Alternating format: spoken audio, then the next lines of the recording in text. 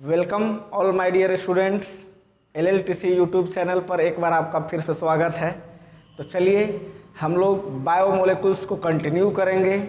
तो याद कीजिए, आप लोग पिछले क्लास में स्टार्ट कर चुके थे, हम इंट्रोडक्शन दे चुके थे।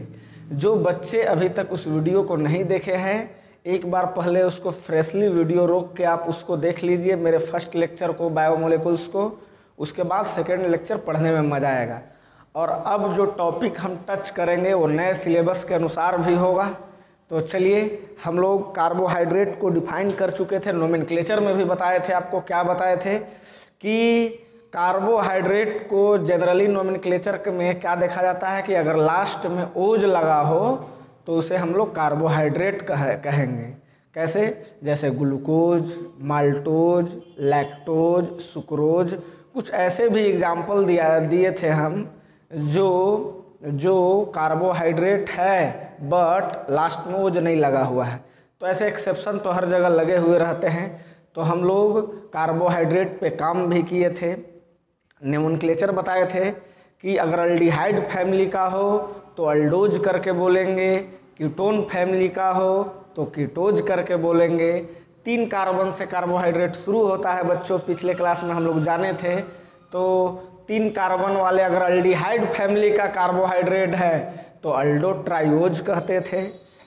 4 फैमिली का है तो अल्डो टेट्रोज कहते थे। 5 के लिए अल्डो पेंटोज कहते थे। 6 के लिए अल्डो हेक्सोज कहते थे। अब कीटोन फैमिली में आ जाइए। कीटोन फैमिली में को क्या करके बोलते थे? कीटो करके। तो अगर 3 का मेंबर है तो कीटो ट्राइओज, 4 है तो कीटो टेट्रोज, 5 है तो कीटो पेंटोज, 6 है तो कीटो हेक्सोज। और इस तरह से हम लोग नोमेनक्लेचर किए थे। आज हम लोग इसकी स्टीरियो केमिस्ट्री की बात करेंगे। किसका? कार्बोहाइड्रेट का। ध्यान से देखिएगा बच्चों, इसके हम लोग स्टीरियो केमिस्ट्री की बात करेंगे कार्बोहाइड्रेट का। ऐसे आप लोग 11th में इसको अच्छा से पढ़े होंगे। यहाँ भी हम आपको समझा देते हैं, थोड़ा सा स्टीरियो केमिस्ट्री भी इसमें आएगा, कार्बोहाइड्रेट की स्टीरियो केमिस्ट्री। तो हम ये कह रहे हैं इसका स्टीरियो केमिस्ट्री में कि कार्बोहाइड्रेट ऐसे नहीं, ऐसे लिख देता हूँ मैं। स्टीरियो केमिस्ट्री यहाँ पर हेडिंग लगा लो आप इस तरह से, stereo chemistry, stereo chemistry, stereo chemistry किसका देख रहे हैं हम लोग? कार्बोहाइड्रेट का। तो जितने भी कार्बोहाइड्रेट हैं बच्चों, कार्बोहाइड्रेट जितने भी हैं, या तो वो डेक्स्ट्रो रोटेटरी हैं। ध्यान से, पॉइंट टू बी नोटेड, ये एक स्टीरियो आइसोमेरिज्म का टर्म है। डेक्स्ट्रो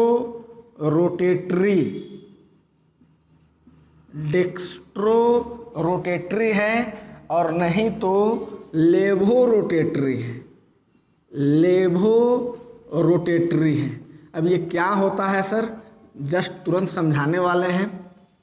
डेक्स्ट्रो रोटेटरी को स्मॉल डी से भी रिप्रेजेंट किया जाता है, या इसको प्लस साइन से रिप्रेजेंट किया हुआ रहता है। आप देखे होंगे कंपाउंड में बीच में प्लस या माइनस लिखा हुआ, तो प्लस लिखा हुआ है तो डेक्स्ट्रो रोटेटरी समझना है, या स्मॉल डी है तो डेक्स्ट्रो रोटेटरी समझना है। अब लेवो रोटेटरी को भी हम लोग स्मॉल एल से रिप्रेजेंट करते हैं। कैपिटल मत लिखिएगा, उसका मतलब कुछ और होता है, अभी जस्ट जानने वाले हैं। और माइनस साइन से। फिर से बच्चों, जितने भी कार्बोहाइड्रेट हैं या तो वे डेक्स्ट्रो रोटेटरी हैं, अदरवाइज लेवो रोटेटरी हैं। ध्यान से बच्चों, कार्बोहाइड्रेट जो है वो या तो डेक्स्ट्रो रोटेटरी होता है या तो लेवो रोटेटरी है। एक चीज़ यहाँ पे जनरलाइज करना है, दिमाग में बैठाना है कि ये कभी भी डेक्स्ट्रो और लेवो पकड़ने के लिए कोई थ्योरेटिकल मेथड नहीं है। अगर कोई आपको बताते हैं थ्योरेटिकल मेथड तो गलत बता रहे हैं। कोई थ्योरेटिकल मेथड नहीं है, ये एक्सपेरिमेंटली देखा जाता है कि कौन डेक्स्ट्रो रोटेटरी है, कौन लेवो रोटेटरी है। अब डेक्स्ट्रो कहते किसको हैं? तो ये हम लोग ऑर्गेनिक कंपाउंड्स में पढ़ेंगे, देखेंगे कि एक प्लेन पोलराइज्ड लाइट होता है, PPL जिसको बोलते हैं। एक प्लेन पोलराइज्ड लाइट होता है, उसको किसी ऑर्गेनिक सॉल्यूशन से पास कराते हैं, थोड़ा समझना, यहाँ डेक्स्ट्रो और लेवो किसको कहते हैं। अगर कोई ऑर्गेनिक सॉल्यूशन से पास कराते हैं इसको, अब पास कराने से जो लाइट का अभी क्या है, एक प्लेन में वाइब्रेट कर रहा है ये इस तरह से। अगर यह क्लॉकवाइज डायरेक्शन में रोटेट कर गया, क्लॉकवाइज डायरेक्शन में रोटेट कर गया, ये ऑर्गेनिक सॉल्यूशन था, इस प्लेनरोपोलराइड को लाइट को पास कर रहे थे हम, पीपीएल को पास करने पर क्लॉकवाइज, और क्लॉकवाइज का मतलब क्या, राइट डायरेक्शन, क्लॉकवाइज का मतलब क्या कि राइट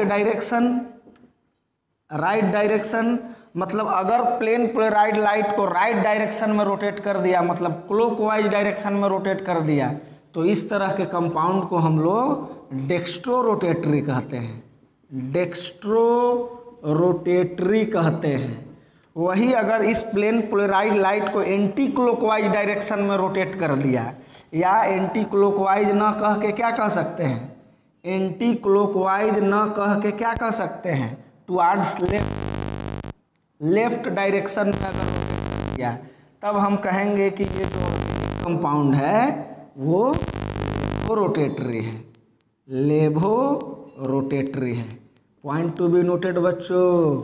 अब हम कैसे जानेंगे कि सर कब लेफ्ट में रोटेट हो रहा है या राइट में रोटेट हो रहा है, तो ये बिना एक्सपेरिमेंट के संभव नहीं है, ये बिना एक्सपेरिमेंट के संभव नहीं है। ये हम देखो किसी के बारे में अगर प्लस माइनस लिख रहे हैं तो एक्सपेरिमेंटली डेटा है, उसको हम याद किए हैं, न कि किसी तरीका से कोई टेक्निक है या थ्योरेटिकल मेथड है जिससे पता लगाया जा सकता है।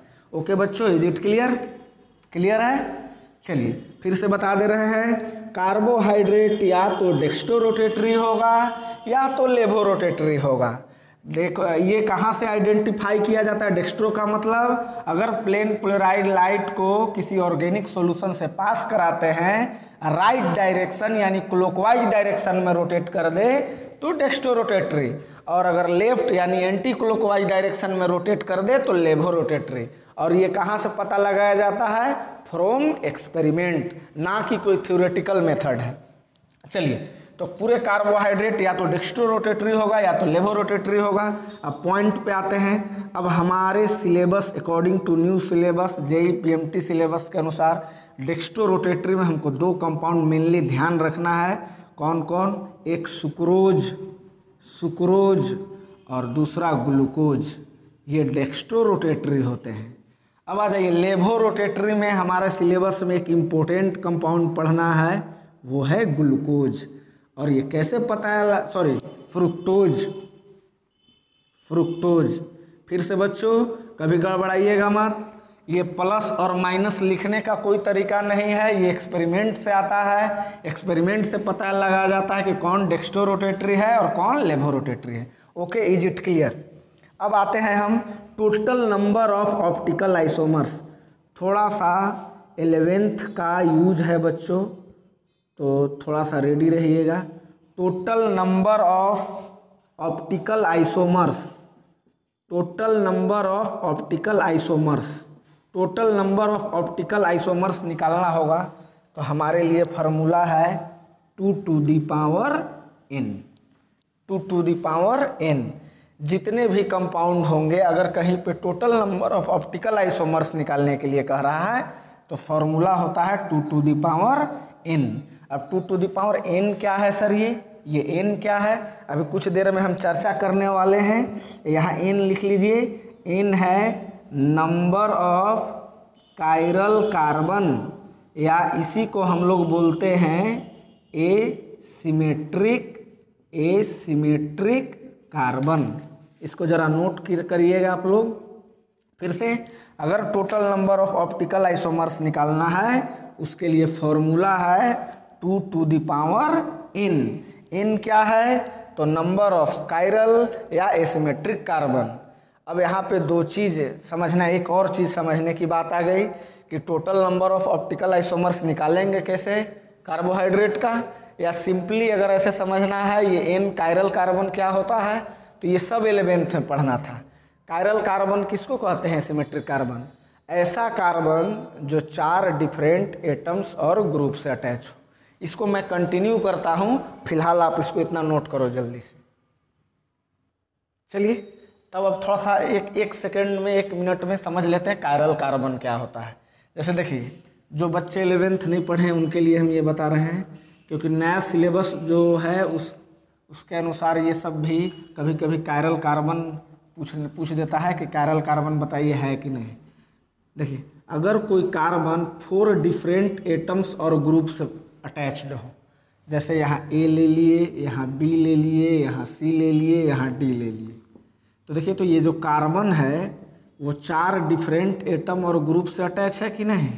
यानी यहाँ पर लिख देना है, लिख देंगे हम लोग तो अब बेटर होगा कि where A is equal to not B, B is equal to not C, C is equal to not D, ऐसे होना चाहिए इस तरह से।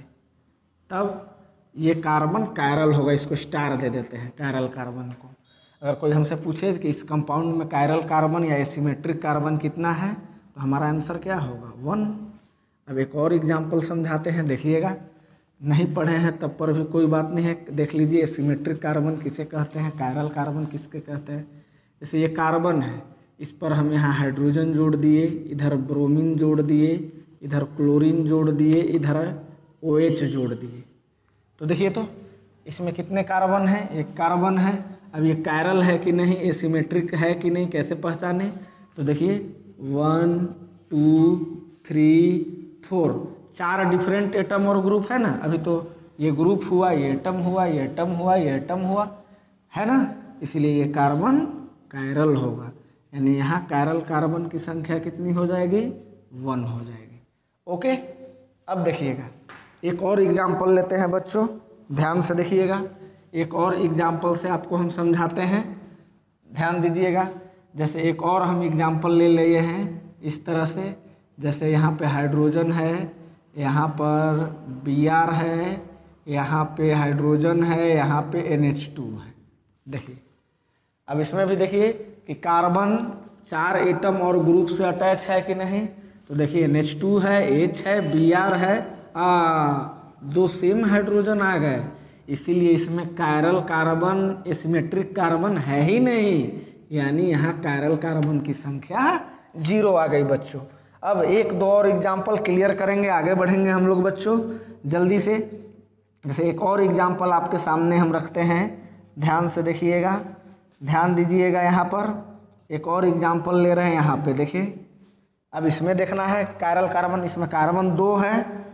ये सिस्टम सिर्फ कार्बन पर ही अप्लाई होता है, किसी अदर एटम पे नहीं।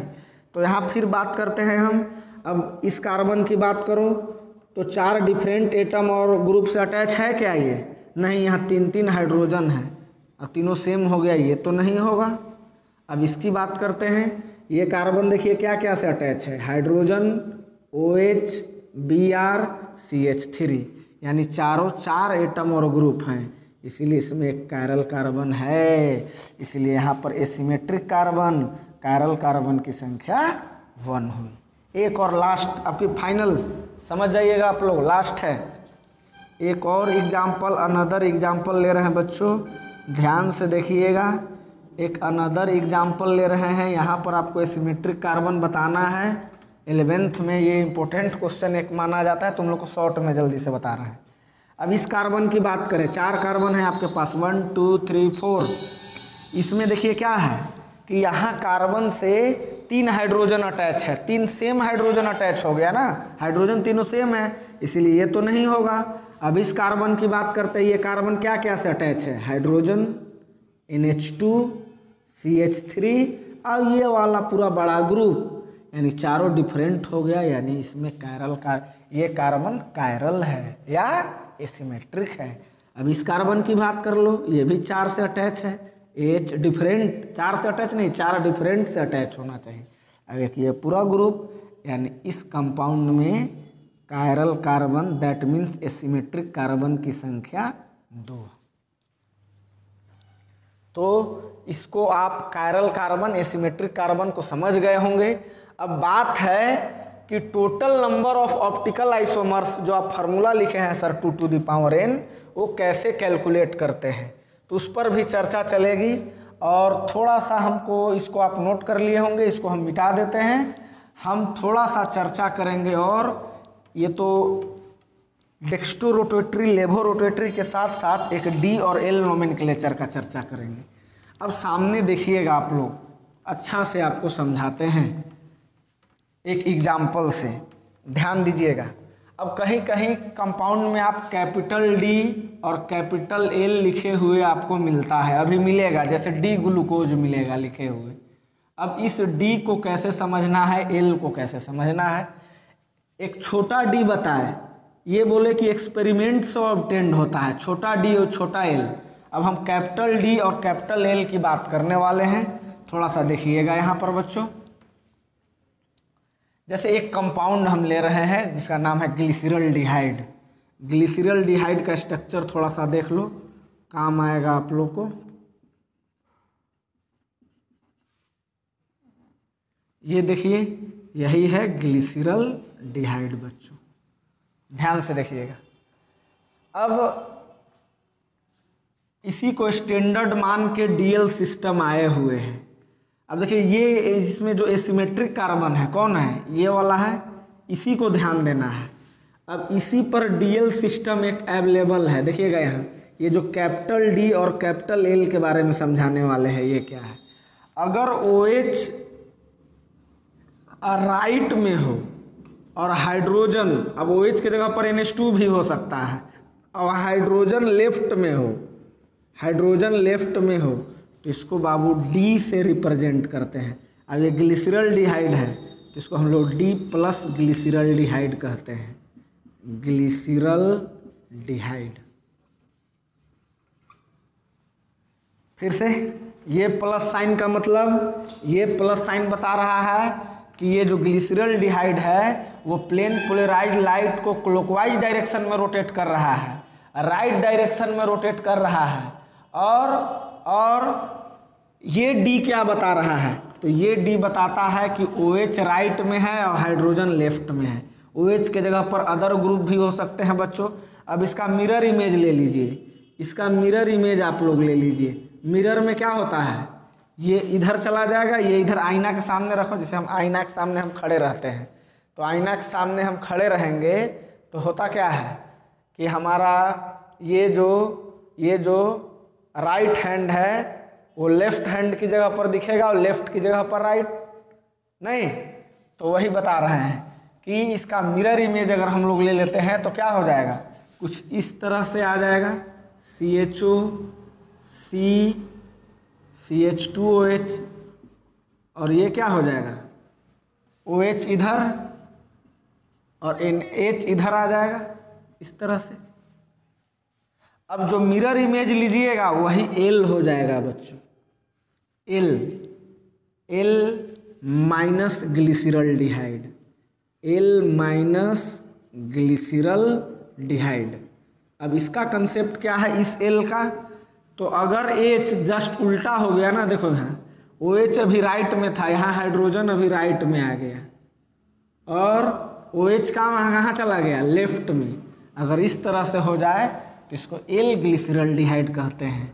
और ये माइनस साइन क्या रिप्रेजेंट कर रहा है कि ये लेवो रोटेटरी है नेचर में। अभी कहाँ से आया है, एक्सपेरिमेंट से। इसको हम और आप डायरेक्टली थ्योरेटिकल मेथड से कैलकुलेट करने का कोई तरीका नहीं है।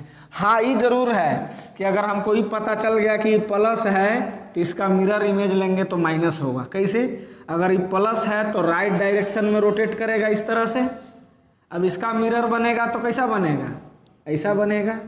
तो जाहिर सी बात है कि प्लस का मिरर इमेज है तो माइनस आना उचित है। लेकिन ये कहना कि प्लस और माइनस का हम इसलिए आ रहा है कि डी है इसीलिए प्लस है और एल रहेगा तो माइनस है, ऐसा नहीं है। डी प्लस भी हो सकता है, माइनस भी हो सकता है, एल भी माइनस भी हो सकता है और प्लस भी हो सकता है।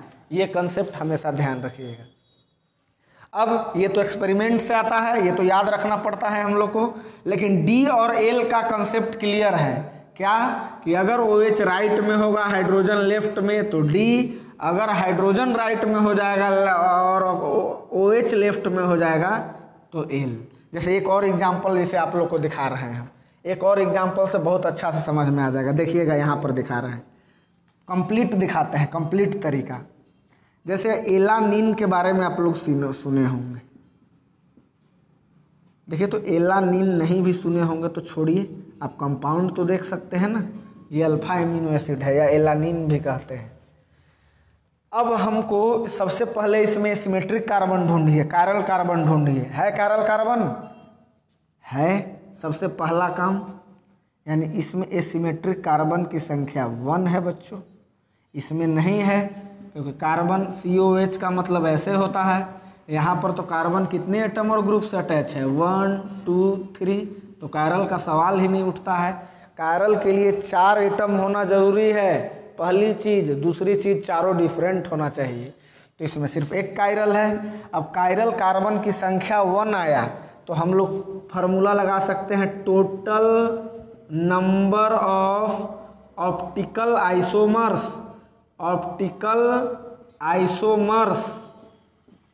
आइसोमर्स इज इक्वल टू क्या लिखते हैं छोटू? क्या लिखते हैं? यहाँ पर लिख रहे हैं 2 to the power n। अब n को क्या माने हैं? नंबर ऑफ कायरल कार्बन, यानी यही n के बराबर है। यानी क्या हो जाएगा आंसर? 2 to the power 1 यानी कि 2।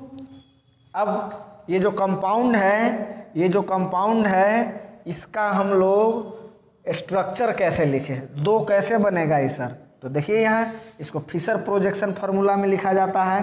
अरे इस तरीक़ा से, यहाँ पर ऐसे मान लो, जैसे देखो यहाँ पर, अब ऐसे लिख लिए हम। अरे ये जो कायरल कार्बन है इसको ऐसे रिप्रेजेंट किए हैं। अब आओ यहाँ, इसको यहाँ रिप्रेजेंट कर लिए। अब HNH2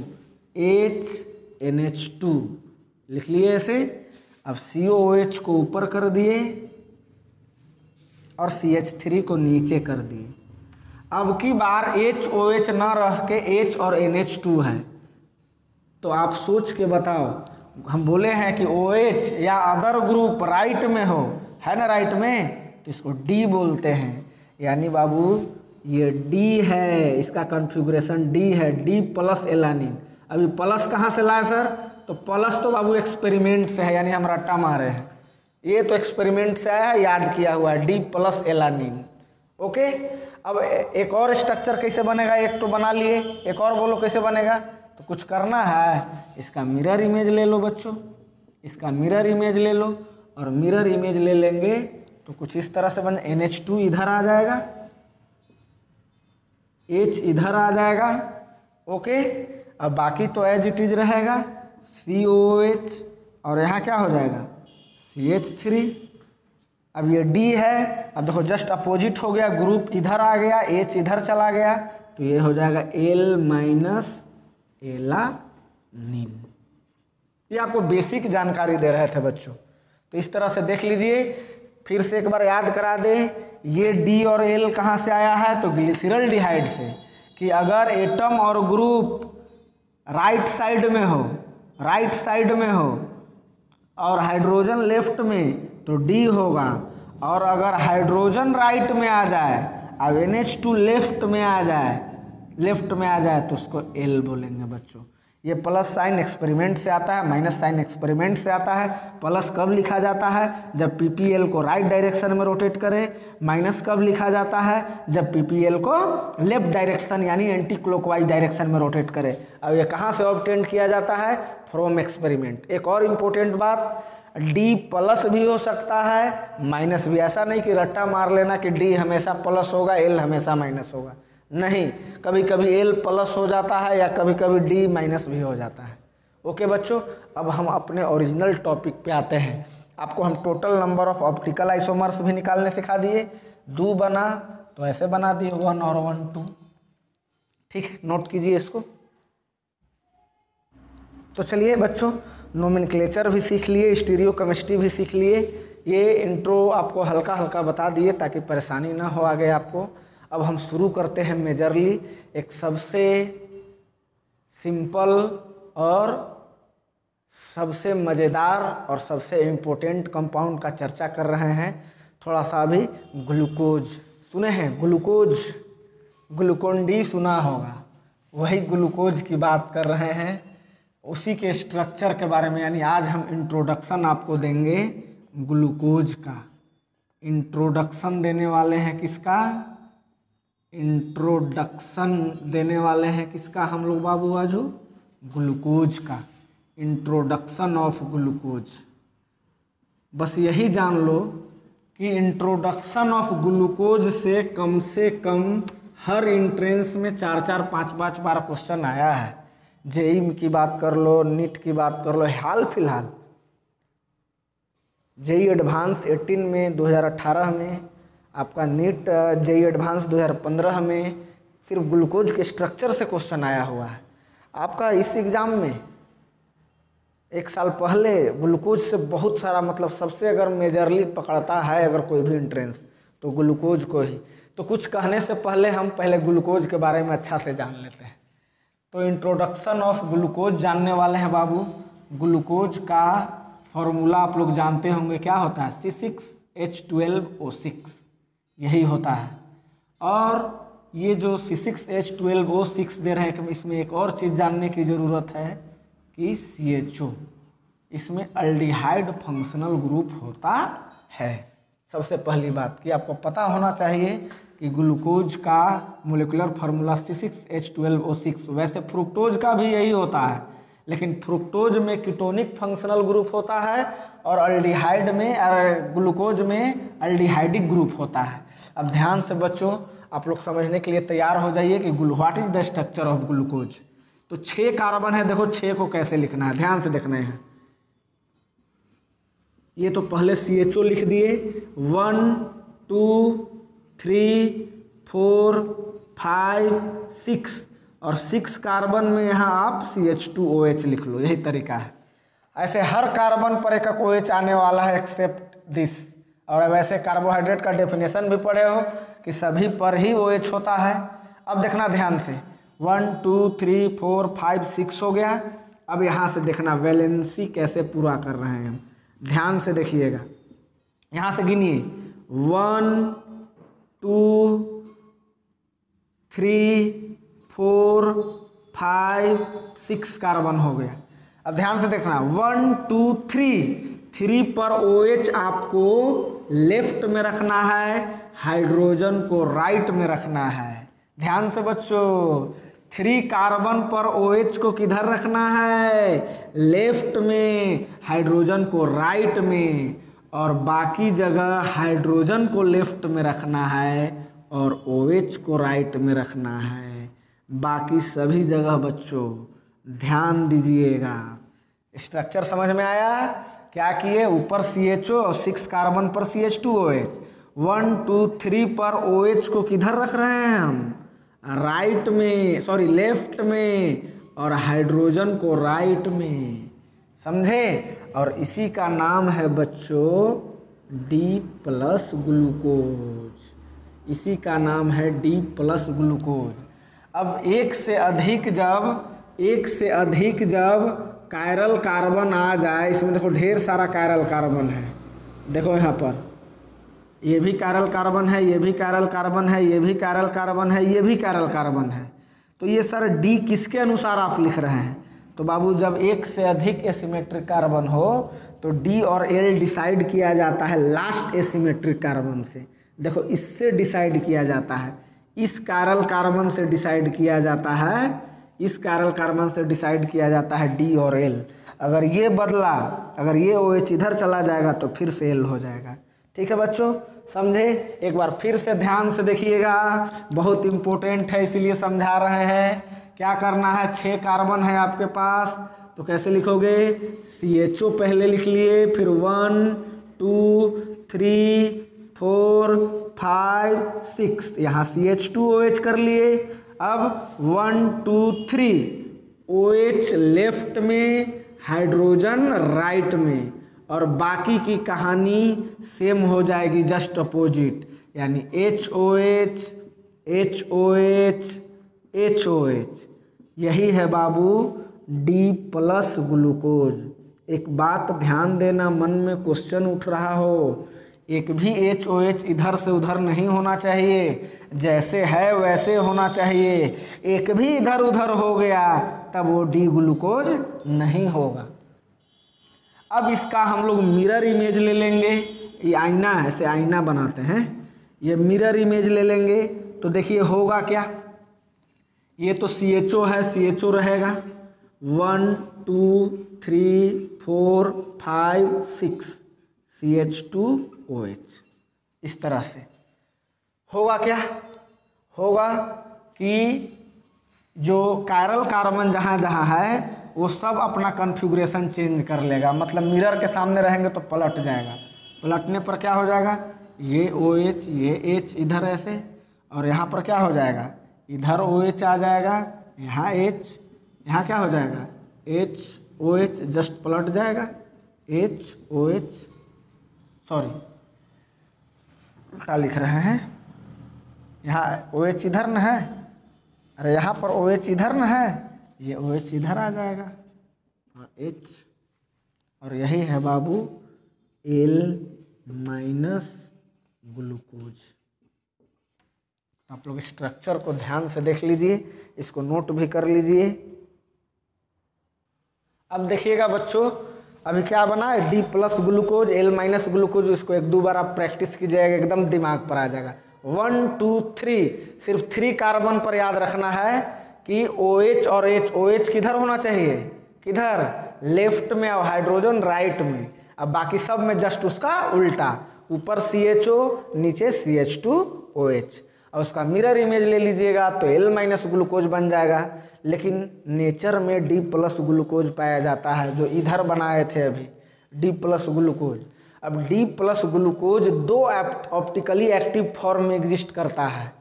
क्या बोल रहे हैं, क्या बोल रहे हैं, सुनो ना, क्या बोल रहे हैं, बोल रहे हैं D plus glucose, D plus glucose, D plus glucose exists in 2 optically active form, optically active form, 2 optically active form. क्या कर रहे हैं कि D प्लस ग्लूकोज का एक 2 ऑप्टिकली एक्टिव फॉर्म में एग्जिस्ट करता है। कौन कौन भाई, तो एक होता है alpha D plus glucose, point to be noted बच्चों, अल्फा D प्लस ग्लूकोज, या इसी का एक और नाम है, दूसरा नहीं है, इसी का दूसरा नाम है alpha D plus glucopyranose, glucopyranose, alpha D plus glucopyranose. ये एक ही आदमी है, एक ही आदमी का 2 नाम है, मतलब अल्फा D प्लस ग्लूकोज या अल्फा D प्लस ग्लूकोपाइरानोज।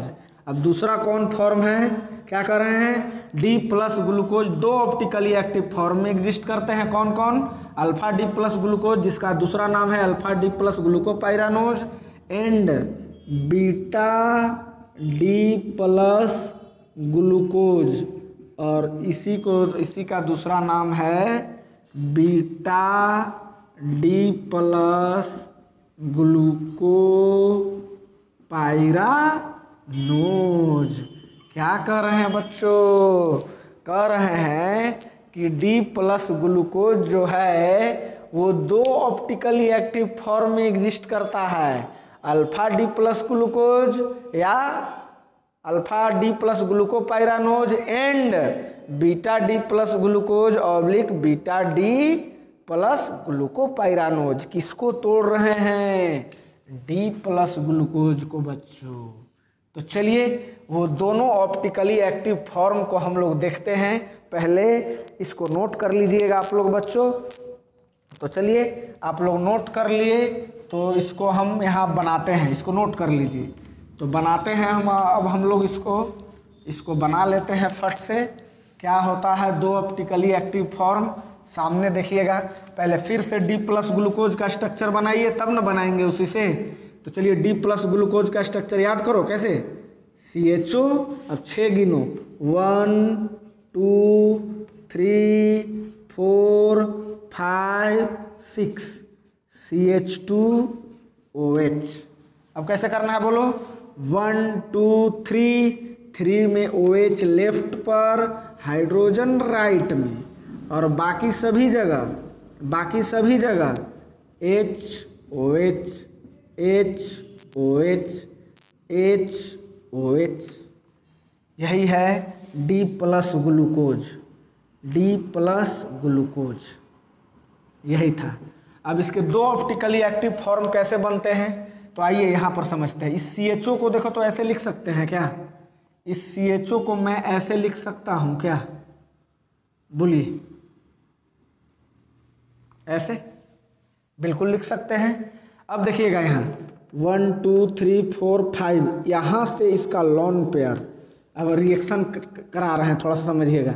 ये ऊपर जाएगा तो यहाँ डेल माइनस और कार्बन पे डेल प्लस। अब ऑक्सीजन का lone pair pseudo negative charge, ये कहाँ अटैक करेगा, निगेटिव चार्ज है तो पॉजिटिव चार्ज पर अटैक करेगा, इस तरह से अटैक करेगा और इस तरह से अटैक करेगा। तो क्या हो जाएगा, ये ऑक्सीजन इस कार्बन से बॉन्ड बना लेगा और ये जब ऊपर जाएगा तो माइनस और हाइड्रोजन का प्लस OH हो जाएगा। यानी इसका हम इधर स्ट्रक्चर बना रहे हैं, देखिएगा क्या हो जाएगा। ये C है, ये क्या में बदल गया, OH में बदल गया बच्चों। अरे O माइनस, यहाँ O माइनस और यहाँ से H यहाँ पर चला जाएगा। लो इसको भी दिखा देते हैं, H यहाँ चला गया और ये O इस कार्बन से बॉन्ड बनाएगा और इस हाइड्रोजन को मैं यहाँ पे दिखा रहा हूँ। ओके, अब 1 2 3 4 5 6। अब पहले ये बॉन्ड बना लो, ऑक्सीजन का इस कार्बन से बॉन्ड बना लो। तो यहाँ देखो ऐसे दिखाते हैं बॉन्ड को,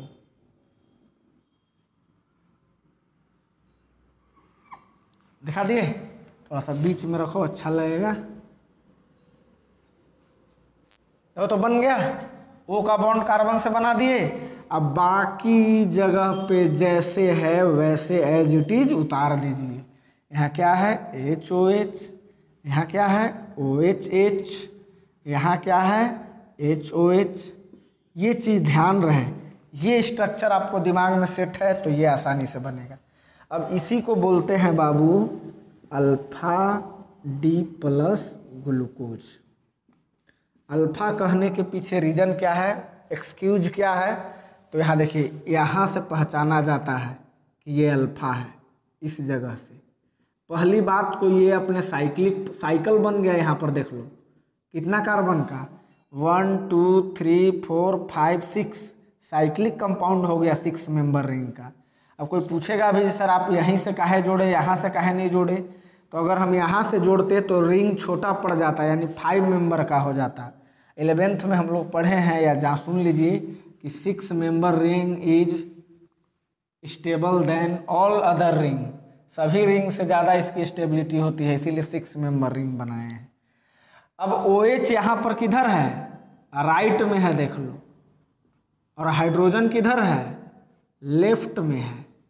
अब इसी के आधार पर इसका नाम पड़ा है अल्फा डी प्लस ग्लूकोज।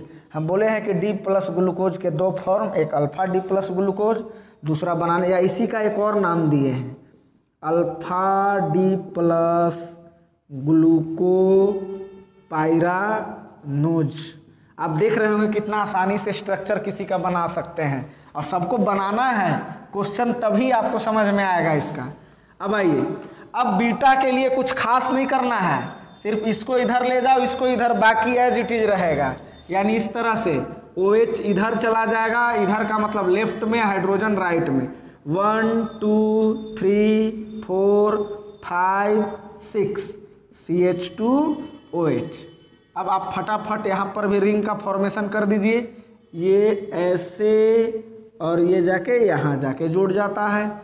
अब बैठा दीजिए यहाँ OHH और इधर HOH, इधर HOH। यही है बच्चों बीटा डी प्लस ग्लूकोज, या इसी का दूसरा नाम है बीटा डी प्लस ग्लूकोपाइरानोज।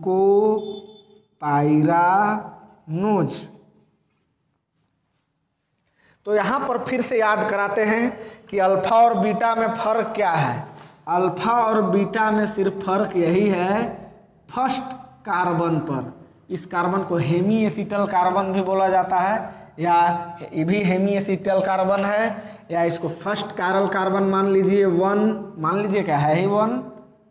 यानी फर्स्ट कायरल कार्बन में कन्फिग्रेशन में चेंजिंग है। फर्क क्या है कि इसमें OH राइट में है, हाइड्रोजन लेफ्ट में है, तो अल्फा कह रहे हैं, और इसमें OH लेफ्ट में चला गया है, हाइड्रोजन राइट में है, तो इसको हम लोग बोल रहे हैं बीटा डी प्लस ग्लूकोज। तो देख लीजिए यही है डी प्लस ग्लूकोज के दो form, alpha D plus glucose, beta D plus glucose. एक और ऑब्जेक्टिव यहाँ पर क्या आता है, पूछता है कि डी प्लस ग्लूकोज में कायरल कार्बन मतलब एसिमेट्रिक कार्बन की संख्या कितना है। तो अब आपको हम सिखा चुके हैं 4 डिफरेंट एटम और ग्रुप से अटैच होना चाहिए। देखिए ये 1 2 ऊपर अल्डिहाइड, नीचे पूरा ग्रुप। आप चेक कर लो इसको कि 4 डिफरेंट एटम और ग्रुप से जुड़ा हुआ है कि नहीं। यहाँ 4 है, लेकिन देखो ना बच्चों, ज़रा इसमें बताओ तो इसका जो 2 फॉर्म है उसमें 4 ही है कि अलग है? नहीं बाबू, इसमें देखो ये भी कार्बन कायरल हो चुका है, 1 2, अब एक ये 3 और एक ये 4। यहाँ ये ऑक्सीजन से अटैच है, इधर ये कार्बन से अटैच है, यानी यहाँ कायरल कार्बन की संख्या 5। वेरी वेरी नीट में आया हुआ है, नीट में आया हुआ है। लोग ऑप्शन में टिक कर देते हैं 4, लेकिन आंसर क्या होगा? Correct answer 5। ठीक है, तो आज आप लोग, कल आपका काम क्या है कि इसको प्रैक्टिस करके आइएगा। नेक्स्ट सेशन में हम सिर्फ 2-3 पॉइंट लिखवाएंगे, कम से कम 8-10 क्वेश्चन जेई और पीएमटी का कराएंगे आपसे। ठीक है, I hope you enjoyed this session. We will meet in next session. Till then, good bye.